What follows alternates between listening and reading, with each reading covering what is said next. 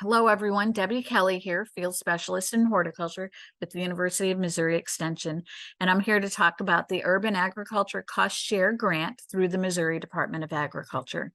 When we think of urban, we think of large communities like St. Louis, Kansas City, for example.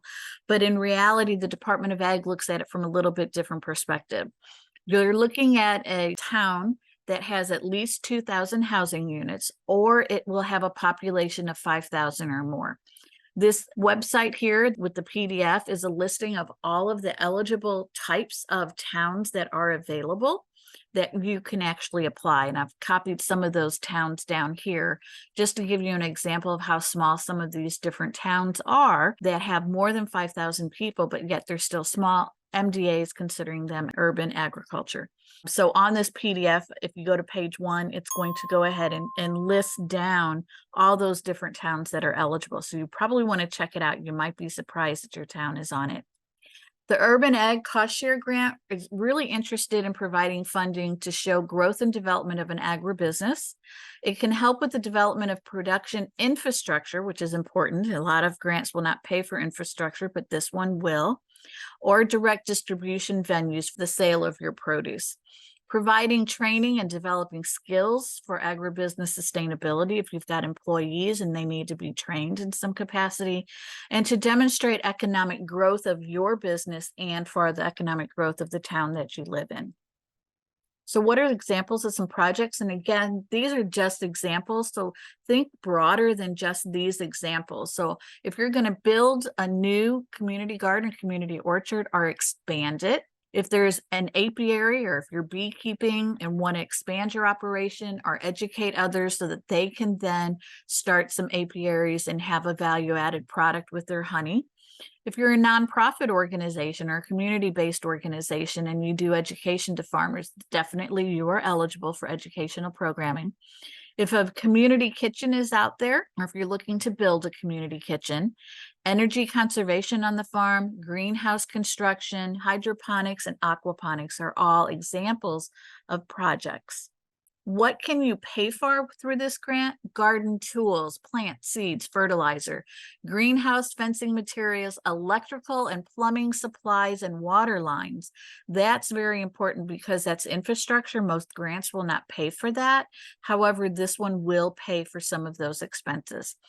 Kitchen equipment, if it's a community type of a kitchen, food processing equipment and supplies, storage facilities and equipment are also eligible. So what are some things that you cannot pay for? Food purchases. So if you're going to supplement your farmer's market table with other food products that you haven't grown, you can't do that. Vehicle and fuel expenses, any kind of salary or payroll, contributions to other types of fundraisers, supplies and expenses that are not previously approved. So make sure that everything is on that application that you need for your project. If it's not in the application and you need it, it is not eligible for funding through this particular project. They cannot add it on later on. No buying or leasing of land or buildings, and any kind of expenses that you might have with MDA from a previous type of a funding or opportunity. So what does this really entail? The Missouri Department of Agriculture will pay up to 75% of the total expenditures for the project, up to a total of $10,000. The funds are reimbursable, so you have to pay for everything up front. Make sure you keep your receipts because that's how you're going to get reimbursed. You then are going to pay up to about 25 cents for every dollar as a match for the project itself.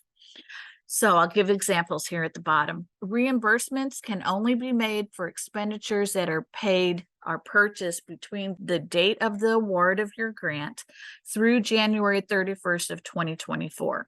Doesn't mean that the total project has to be completed, but the total expenditures must be paid for by January 31st.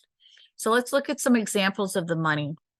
If you have a project and you're going to spend $7,500 for that total project, then the Department of Ag will pay 75% of that. So that's $5,625. If your total project is $10,000, the Department of Agriculture will pay $7,500. If your project is $13,334, the Department of Ag will only pay up to a total of $10,000. And the same with a $15,000 project. The Department of Ag will only pay up to $10,000. So again, the maximum award that the Department of Ag will pay for is $10,000. The application is due on September 15th. Sometime in the middle of October, you will be notified if you've been awarded that grant. And then the reimbursement request form is due. In other words, you have to have the expenditures paid for by January 31st, but your reimbursement forms must be submitted to the Department of Ag by February 29th of 2024.